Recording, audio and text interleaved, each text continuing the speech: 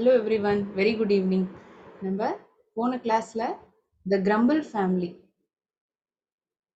எல்லாத்துக்குமே ஒரு கம்ப்ளைண்ட் பண்ற ஒரு ஃபேமிலி. அவங்க எப்படி இருக்காங்க, ஒரு சின்ன விஷயத்துக்குமே அவங்க புலம்புறாங்க. எதுவுமே இல்லைனாலும் அவங்க வாழ்க்கையில எல்லாமே நல்லபடியா போகிருந்தாலுமே எல்லாமே நல்லா போறதுன்னு நினைச்சு அதுக்கும் அவங்க வந்து கம்ப்ளைண்ட் பண்றாங்க. They are crumbling for that as well. So நம்ம குயிக்கா அந்த போயத்தை வந்து எவ்ரி 4 லைன்ஸாக ரிவைஸ் பண்ணிடலாம். என்ன சொல்கிறாங்க ஒரு ஒரு ஸ்டான்ஸாலையுங்கிறத. முதல்ல நான் அந்த போயமை ஃபுல்லாக ரீட் அவுட் பண்ணுறேன். அப்புறம் ஒரு 4 லைனுக்கான அர்த்தத்தை மறுபடியும் நம்ம ரிவைஸ் பண்ணிடலாம்.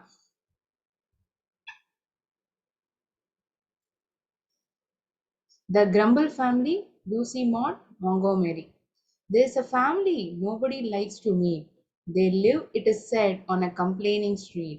In a city of never are satisfied, the river of discontent beside. They growl at that, they growl at this. Whatever comes, there is something amiss. And whether their station be high or humble, they are all known by the name of Grumble. The weather is always too hot or cold. Summer and winter alike they scold. Nothing goes right with the folks you meet down on the gloomy, complaining street. They growl at the rain and they growl at the sun. In fact, their growling is never done. And if everything please them, there isn't a doubt they'll growl that they're never to grumble about. But the queerest thing is that not one of them can be bought to acknowledge his family name, for never a grumble, for never a grumbler will own that he is connected with it all, you see. The worst thing is that if anyone stays among them too long, he will learn their ways, and before he dreams of the terrible jumble, he is adopted into the family of grumble. And so it were wisest to keep our feet from wandering into complaining street, and never to growl whatever we do, lest we be mistaken for grumblers too.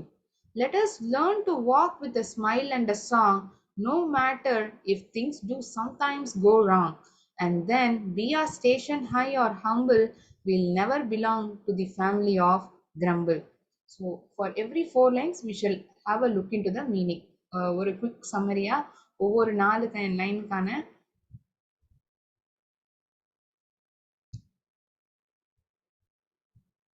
அர்த்தத்தை பார்த்துடலாம். So, முதல் 4 line. There is a family nobody likes to meet. They live, it is said, on a complaining street. In the city of never are satisfied, the river of discontent beside. So இந்த நகரத்தில் வசிக்கிறாங்க இந்த குடும்பத்தினர். City of never are satisfied, எப்போதுமே திருப்தி அடையா நகரத்தில் வந்து இந்த குடும்பம் வசிக்கிறது. அவங்க நகரத்தை அவங்க அவங்க பக்கத்தில் வந்து ஒரு நதி ஓடுறது. There is a river and the river called as discontent. அதிருப்தி, திருப்தியே இல்லாத, திருப்தியின்மை, அதுதான் நம்ம சொல்லுவோம். So river of discontent beside. So city of never are satisfied, ஒருபோதும் திருப்தி அடைவதில்லை. There is a family that lives in a complaining street whom nobody likes to meet. யாருமே அவங்கள பார்க்கறதுக்கு விரும்பல. Nobody speaks or interact with them. யாருமே அவங்க கிட்ட பேசுறதும் இல்லை, பழகிறதும் கிடையாது. ஸோ இதுதான் இந்த முதல் 4 லைனுக்கான எக்ஸ்பிளனேஷன். அடுத்த 4 லைன் நம்ம பார்க்கலாம். They growl at this and they growl at that. Whatever comes, there is something amiss.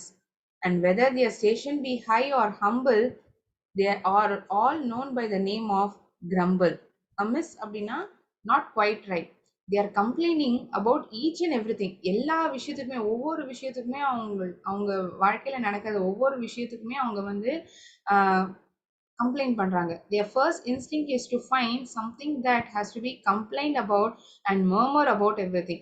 அவங்களோட வேலையே என்ன அப்படின்னா, ஏதாவது தப்பு இருக்கா, குத்தம் இருக்கா கண்டுபிடிக்கிறதுக்கு அப்படின்னு பாக்குறது. அது மட்டுமே திருப்பி புலம்பிட்டே மொனன்னு பேசிட்டே இருக்காது. murmur about everything. They find mistake in whatever they see, and whether they are in good position or not, they find fault and complain about it. எதை பார்த்தாலும் சரி, எதை கேட்டாலும், எது நடந்தாலும் சரி, அதுல வந்து they find a mistake. Whether they are in a good position or not, ஒரு நல்ல பொசிஷன்ல இருக்கோ இல்லையோ, they find a fault and complain about it. அதுலயும் ஒரு குத்தத்தை கண்டுபிடிச்சு அதை பத்தி கம்ப்ளைண்டும் அவங்க பண்றாங்க. இந்த குடும்பத்தினர் எதை பார்த்தாலும் கம்ப்ளைண்ட் பண்றாங்க. எதை கேட்டாலும், யாரை பார்த்தாலும், எதை பார்த்தாலும், எந்த ஒரு விஷயத்த நடந்தாலுமே, so they are called as family of grumble. எப்போதுமே புலம்புற ஒரு குடும்பம் அப்படிங்கிற ஒரு பேரால தான் இவங்கள கூப்பிடப்படுறாங்க. அடுத்த ஸ்டான்ஸா பார்க்கலாம். The weather is always too hot or cold, summer and winter alike they scold. Nothing goes right with the folks you meet down on the gloomy, complaining street. Whether the weather is too hot or too cold, they complain about it. ரொம்பவுமே வெயிலா இருந்தாலுமே அவங்க complaint பண்றாங்க, ரொம்பவுமே குளிர்த்தினாலும் complaint பண்றாங்க. Even it is summer or winter, they scold alike. குளிர் நாள்லயும் ஒரே மாதிரி திட்டுறாங்க, வெயில் நாளா இருந்தாலும் அதே மாதிரி தான் திட்டுறாங்க. Everything is wrong with the people they meet down on gloomy, complaining street. அவங்க யாரை பார்த்தாலுமே அவங்க கம்ப்ளைண்ட் தான் பண்றாங்க. எல்லார்ட்டையுமே ஒரு தப்பு இருக்கு அப்படின்னா அவங்க பாக்குறாங்க. on a gloomy, complaining street.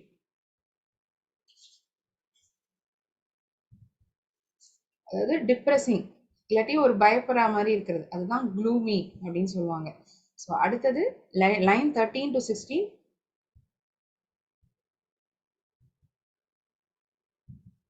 They growl at the rain and they growl at the sun. In fact, their growling is never done.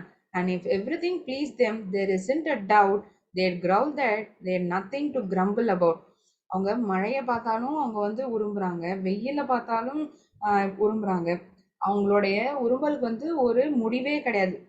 And if every thing please them, அதெல்லாம் மீறி ஏதாவது அவங்கள வந்து ஒரு திருப்தி அடைய வச்சது, ஒரு சந்தோஷப்படுத்திட்டு அப்படின்னா அது நினைச்சுமே ஒண்ணுமே இல்லையே, நம்ம புலம்புறதுக்கு ஒண்ணுமே இல்லையேன்னு நினைச்சா அதை பத்தியும் அவங்க கம்ப்ளைண்ட் பண்றாங்க. Their growling never gets stopped. Even if everything please them, there is no doubt that they will grumble that there is nothing to grumble about. There is nothing to complain about. Grumble na complain. Growl na இந்த முனகிறது. Sorry. A low sound in the throat.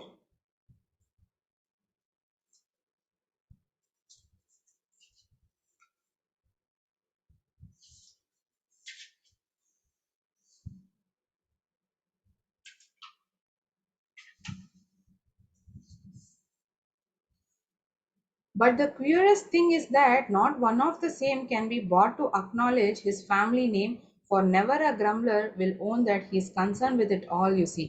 அதாவது queer அப்படின்னா strange. ரொம்ப ஒரு வித்தியாசமான விஷயம் என்னன்னா, யாருமே வந்து ஒத்துக்க மாட்டாங்க அவங்க இந்த குடும்பத்தை சேர்ந்தவங்க தாங்கிறத ஏத்துக்கவே முடியாது. Name as a grumbler will never accept he is connected with it.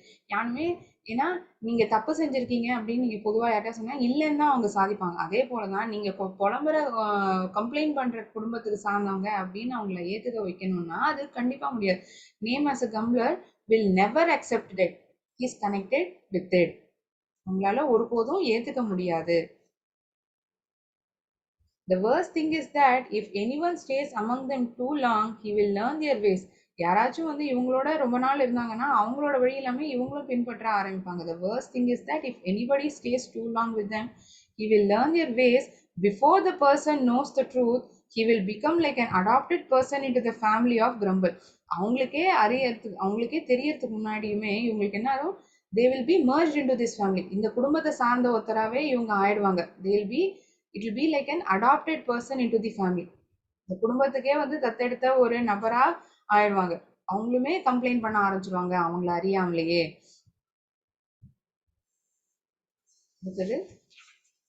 And so it were wisest to keep our feet. So இதுல இருந்து எப்படி தப்பிக்கிறது, நம்ம இந்த புலம்பல் கூட்டம், இந்த கம்ப்ளைண்ட் பண்ற கூட்டத்துல இருந்து போகாம நம்மள எப்படி நம்மள சேஃப்கார்ட் பண்ணிக்கிறது, தப்பிக்கிறது அப்படிங்கிறது தான் வர லைன்கள்ல சொல்ற poet. The poet advises that the wisest way to keep our feet away from wandering into complaining street and should not growl like grumblers family, otherwise we might also be mistaken as grumblers. அந்த வீட்டை தள்ளி நம்ம இருக்கிறதுங்கிறது நகர்ந்து போறதுங்கிறது தான் புத்திசாலித்தனமான ஒரு வேலை. இல்லாட்டி நம்மளையும் வந்து கம்ப்ளைண்ட் பண்றவங்க, they call as as as well as grumblers. நம்மளையுமே வந்து grumblers அப்படின்னு கூப்பிடப்படுவாங்க, கூப்பிடுவோம். நம்மளையுமே grumblers-னு கூப்பிடுவாங்க. அடுத்தது last 4 lines. Let us learn to walk with a smile and a song. எப்படி நம்ம இருக்கணும் அப்படிங்கிறது சொல்றாங்க. We should learn to walk with a smile and a song. No matter if things go wrong or not, if we are in a good or low position, we should never belong to the family of grumble. நம்ம வாழ்க்கையில ரொம்ப உயர்ந்த இடத்துல கூட இருக்கலாம், இல்ல ரொம்ப தாழ்ந்த இடத்துல கூட இருக்கலாம், நம்மளோட சுச்சுவேஷன் தகுந்த போல. ஆனா ஒருபோதும் நம்ம வந்து we shouldn't belong to the family of grumble. இந்த கம்ப்ளைண்ட் பண்ற ஃபேமிலிக்கு நம்ம சார்ந்தவங்களா நம்ம இருந்துடக்கூடாது. இதுதான் போயட் அட்வைஸ் பண்ற. ஸோ நம்ம it applies to R life. நம்மளை சுற்றி ஒரு விஷயம் நடக்குது அப்படின்னா அது வந்து நல்லதுக்கு அப்படின்னு நினச்சின்னு போகிறது வந்து வைசஸ் திங். அதை வச்சு ஒவ்வொரு இதுக்கும் நம்ம கம்ப்ளைண்ட் பண்ணுறதோ புலம்புறது வந்து it's a waste of time. So we have to learn from that. அதுலேருந்து ஒரு எக்ஸ்பீரியன்ஸ் நம்ம கற்றுட்டு அடுத்த பாதையில் நம்ம என்ன பண்ணலாங்கிறத யோசனை பண்ணிட்டு அடுத்த டெசிஷன் நம்ம எடுத்து பண்ணிகிட்டே இருக்கணும். இது ஒரு நல்ல poem. we can apply to our life as well. இந்த போயம்ல சொல்லப்பட்டிருக்கிற 2 ஃபிகர் ஆஃப் ஸ்பீச் பார்க்க போறோம்.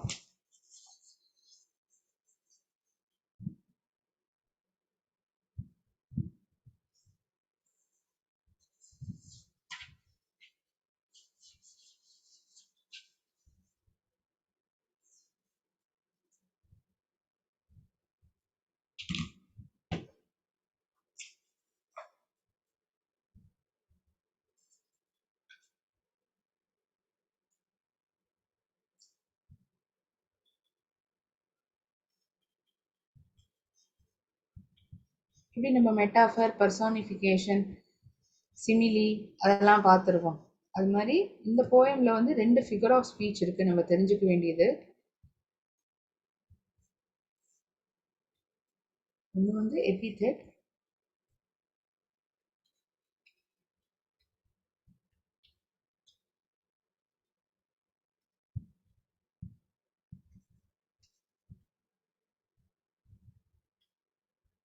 Anaphora.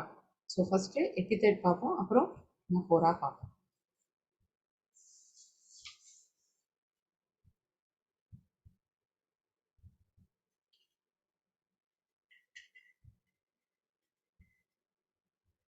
An epithet is an adjective, is a technique.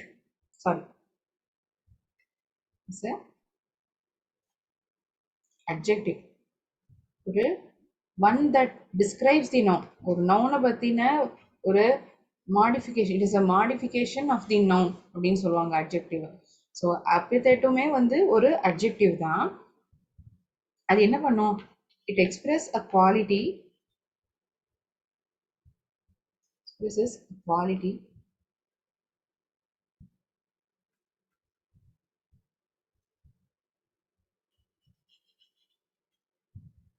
or attribute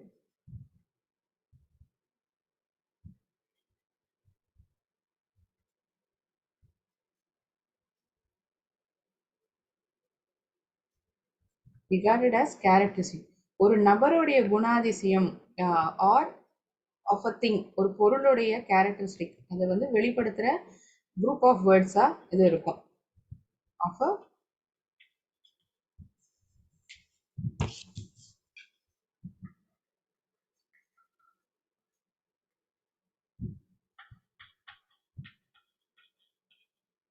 expresses a quality attributed or attribute regarded as characteristic of a person or a thing. இப்போ ஒரு ஹவுஸ்ன்னு சொல்றோம். This is a house, this is a beautiful house, இது ரொம்ப அழகான வீடு. So அந்த வீடை பத்தின it expresses attribute or a quality, ஒரு குணாதிசயத்தை வந்து அது வெளிப்படுத்துறது. ஸோ அதை வந்து நம்ம எபிதேட் அப்படின்னு சொல்லுவோம். இந்த போயட்ல நம்ம பார்க்கறத என்ன மாதிரி வார்த்தைகள் வருது? கிரம்ப்ளர்ஸ் ஃபேமிலி, ஃபேமிலின்னு சொல்லலாம். என்ன மாதிரியான family? It's a kind of a complaining family.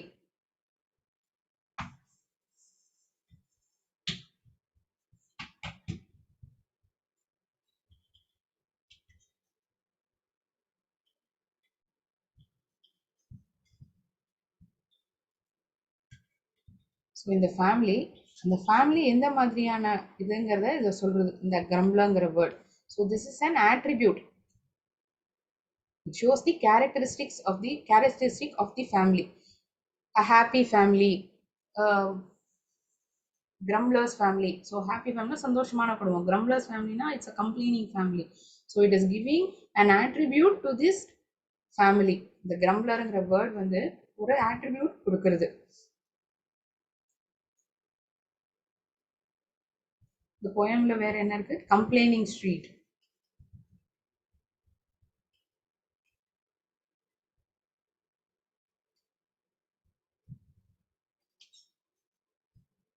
So you can just say it as a street. வெறும் ஒரு தெரு வீதின்னு சொல்லலாம்.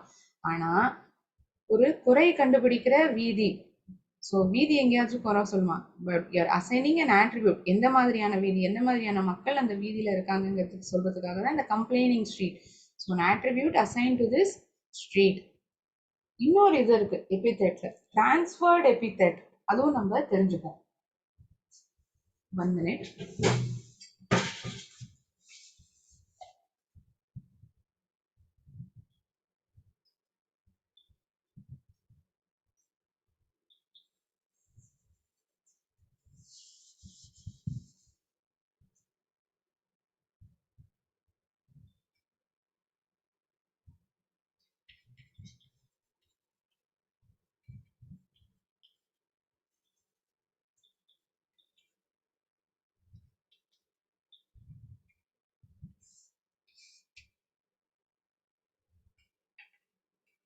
An adjective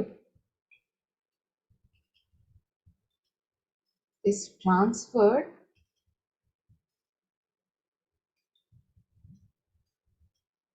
from one noun to another.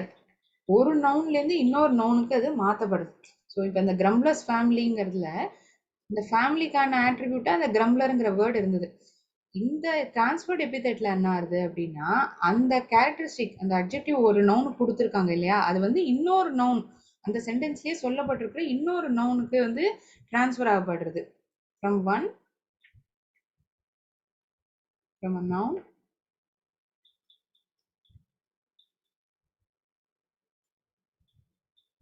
to which it belongs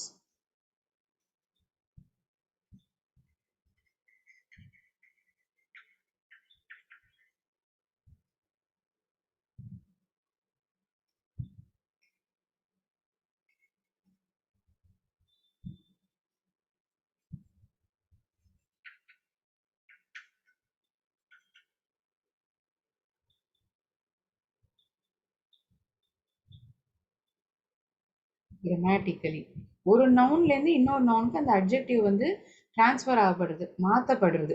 so உதாரணங்களோட நம்ம பார்த்தோம் அப்படின்னா நமக்கு ஈஸியா புரியும். ஸோ இதை எழுதிக்கணும்னா எழுதிக்கலாம்.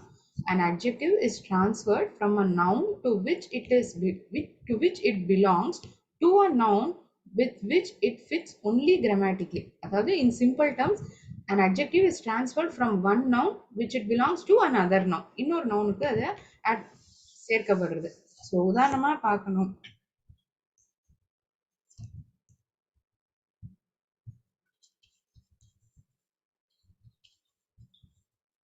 In the morning,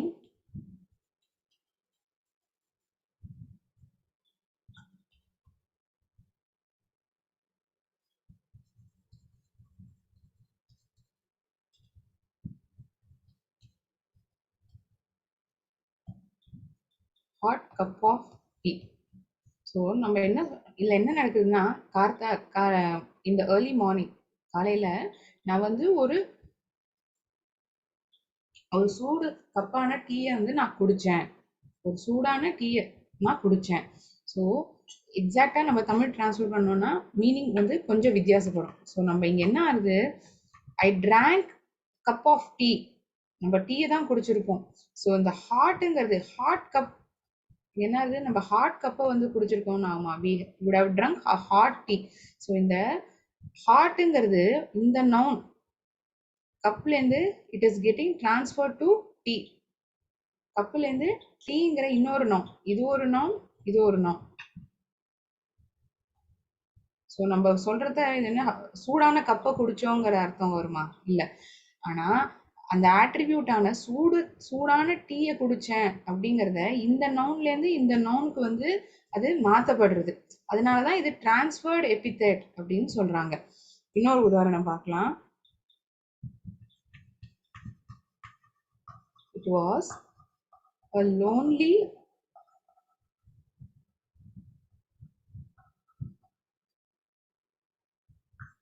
I was walking.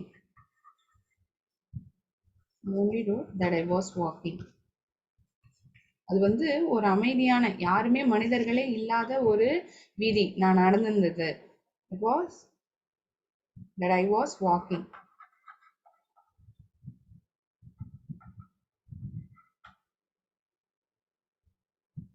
Lonely ரோடுங்கிறதுங்கிறது ஒன்றும் கிடையாது. நான் மட்டும்தான் தனியா நடந்துட்டு இருக்கேங்கிறத நான் சொல்றேன். கரெக்டா? நான் மட்டும் தனியா நடந்துட்டு இருக்கேங்கிறது தான் விஷயம். ஆனா நம்ம அதை எப்படி சொல்றோம்? Lonely road. அந்த ரோடுக்கு வந்து ஆட்ரிபியூட் ஆனது லோன்லியை வந்து அசைன் பண்றோம். ரோடு வந்து எப்போதுமே ஒரே மாதிரி தான் இருக்கு. நான் தனியா நடந்துட்டு இருக்கேங்கிறத லோன்லி ரோடுங்கிறத நம்ம சொல்றோம். ஐ வாஸ் லோன்லி வாக்கிங்கிறது பதிலா I was walking on a lonely road அப்படின்னு சொல்றோம். இந்த லோன்லிங்கிற ஆட்ரிபியூட் வந்து ரோடு வந்து ஆட்ரிபியூட் ஆகப்பட்டிருக்கு, சொல்லப்பட்டிருக்கு. இன்ஸ்டெட் ஆஃப் மீ, எனக்கு சொல்லப்படுறதுக்கு பதிலா இந்த இன்னொரு நவுனான ரோடுக்கு சொல்லப்பட்டிருக்கு.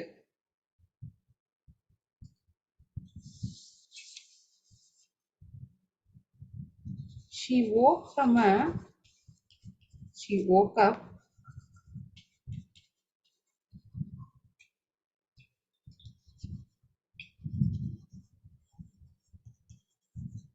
peaceful sleep.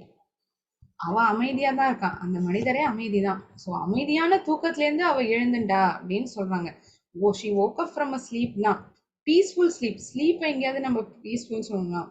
She is peaceful. அந்த நபரே வந்து பீஸ்ஃபுல் தான். ஆனா that attribute of peaceful is been assigned to sleep.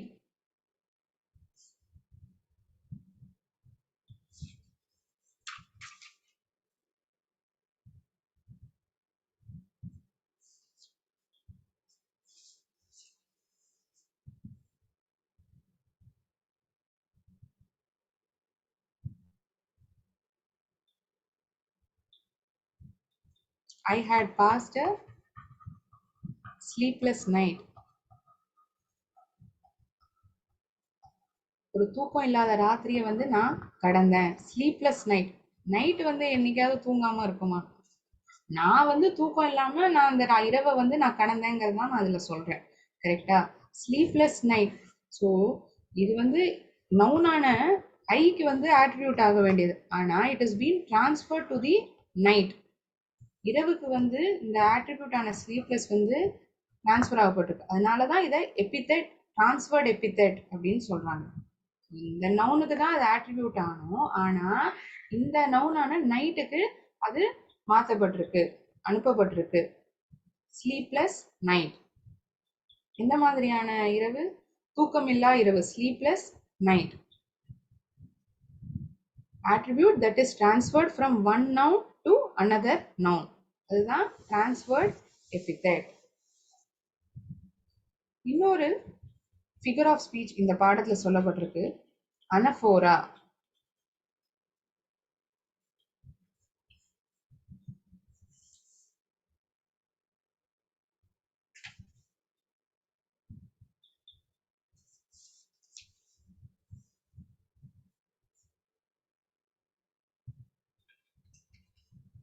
is a technique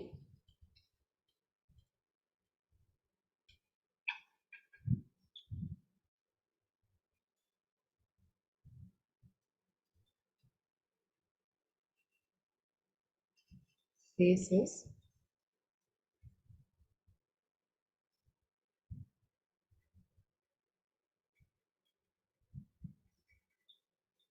same word or words. அதாவது இது ஒரு டெக்னிக், ஒரு ஃபிகர் ஆஃப் ஸ்பீச். இது ஒரு டெக்னிக். இதுல என்னன்னா ஒரே வார்த்தை வச்சு அடுத்தடுத்த லைன்ல அதே வார்த்தை வந்து நிறைய இடத்துல உபயோகிக்கப்படும் வித் சேம் வேர்ட்ஸ்.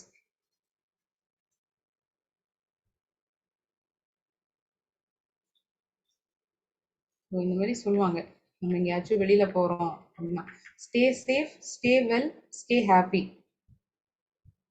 ஜாக்கிரதையா இருங்க, நல்லபடியா இருங்க, stay well and stay happy. சந்தோஷமா இருங்க. இது ஜென்ரல் எக்ஸாம்பிள் நான் சொல்றது. Stay happy. ஸோ இந்த போயம்ல எப்படி they growl at the rain, they growl at the sun சொல்றாங்க. ஸோ அனஃபோரா அப்படிங்கிற ஃபிகர் ஆஃப் ஸ்பீச் என்ன அப்படின்னா, ஒரு வார்த்தை அதே லைன்ல நிறைய வாட்டி உபயோகிக்கப்படுறது தான் anaphora. It's a technique where several phrases begin with the same words. Stay safe, stay well, stay happy. So இந்த வார்த்தையான stay is been used begins with the same words. இந்த ஸ்டே சேஃப்லியுமே இது முதல் வார்த்தையா இருக்கு. ஸ்டே வெல்லியும் ஸ்டேங்கிற வார்த்தை முதல் வார்த்தையா இருக்கு. Stay happy.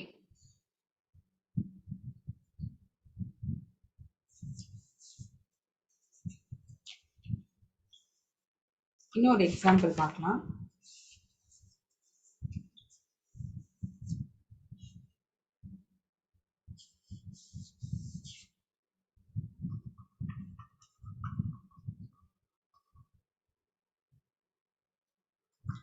I wish I may, I wish I might.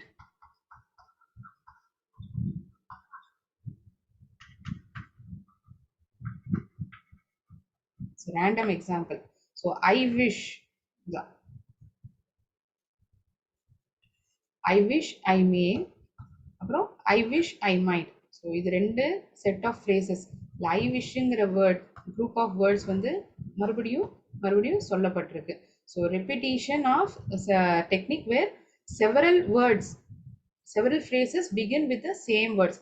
So several ஃப்ரேசஸ்ங்கிறது ஐ விஷ் ஐ மேங்கிறது ஒரு set of phrase, I wish I மைட்டுங்கிறது இன்னொரு செட் ஆஃப் ஃப்ரேஸ். ஸோ அதில் ஐ விஷுங்கிற வேர்டு வந்து திருப்பி சொல்லப்பட்டிருக்கு அடுத்த ஃப்ரேஸில். ஓகே, இதுதான் அனஃபோரா. இப்போ நம்ம போயம்ல எப்படி they growl at this, they growl at that, they growl at the rain, they growl at the sun. So கிரவுலுங்கிற வார்த்தை மறுபடியும் மறுபடியும் சொல்லப்பட்டிருக்கு, ஆரம்ப வார்த்தையா சொல்லப்பட்டிருக்கு. It is use as a beginning word.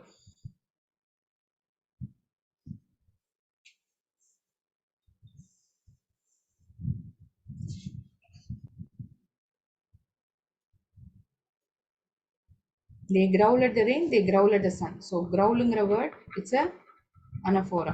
So நம்ம இந்த இடத்துல மூணு வித்தியாசத்தை பார்க்கலாம். anaphora, alliteration, repetition. repetitionங்கிறது ஒரே லைன் வந்து மறுபடியும் சொல்லப்படுறது, ரிப்பீட் ஆகப்படுறது வந்து repetition. And miles before I go to sleep, and miles before I go to sleep. இந்த மாதிரி இது வந்து ஸ்னோய் வுட்ஸ், நம்ம 9th ஸ்டாண்டர்ட் ஒரு போயம்ல பார்த்துருப்போம். Stopping by woods on a rainy evening, snowy evening, sorry. And miles to go before I sleep, and miles to go before I sleep. So அந்த லைனே வந்து மறுபடியும் 2 வாட்டி சொல்லப்பட்டிருக்கு. அந்த மாதிரி ஒரே லைன் 2 வாட்டி சொல்லப்பட்டிருக்கு அப்படின்னா அது ரெப்பிட்டேஷன். ஆலிட்ரேஷனுங்கிறது பார்த்துருப்போம், அதாவது ஒரே கான்சனன்ட் சவுண்ட் ஆஃப் லெட்டர்ஸ். இப்போ உதாரணத்துல புக் பிளாக் ஒரு டங் ட்விஸ்டர். இது புக் பிளாக், யார் தைச்ச சட்டை, தாத்தா தைச்ச சட்டை, அந்த இது சொல்லுவோம் இல்லையா, அதுதான் இதுன்னு சொல்லுவோம். Book black bought the black book back.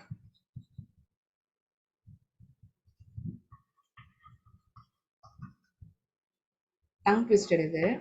So இது நான் இங்க எதுக்கே சொல்ல வரேன்னா ஆலிட்ரேட்டட் லெட்டர்ஸ்.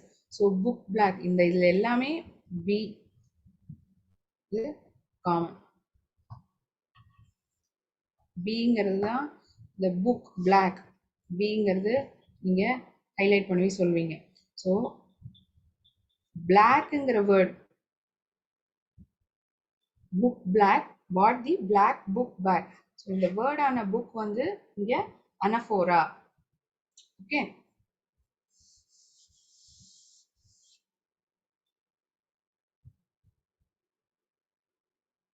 ஸோ alliterationங்கிறது repetition of a consonant sound. Consonantsங்கிறது repetition of a vowel sound. Anaphora-ங்கிறது repetition of same word in two or more phrases. அதுதான் anaphora.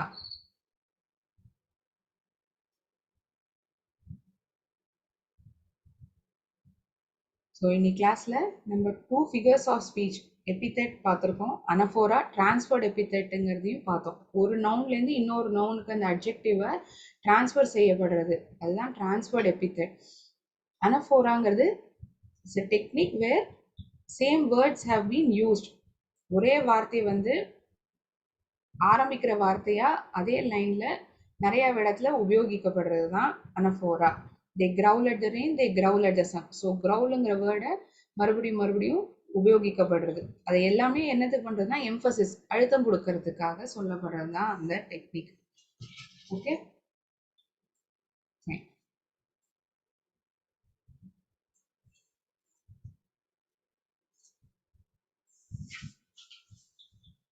இன்னைக்கு நம்ம மறுபடியும் அந்த கிரம்பிள் ஃபேமிலியோட எவ்ரி 4 லைன்ஸ்க்கான மீனிங் நம்ம பார்த்தோம், ரிவைஸ் பண்ணினோம். அப்புறம் 2 ஃபிகர் ஆஃப் ஸ்பீச் இந்த போயம்ல சொல்லப்பட்டதையும் நம்ம பார்த்தோம். ஓகே, யாருக்கும் அது சந்தேகம் வந்தா கேட்கலாம். இந்த போயம் சார்ந்த ஏதாவது சந்தேகம் வந்தா கேட்கலாம்.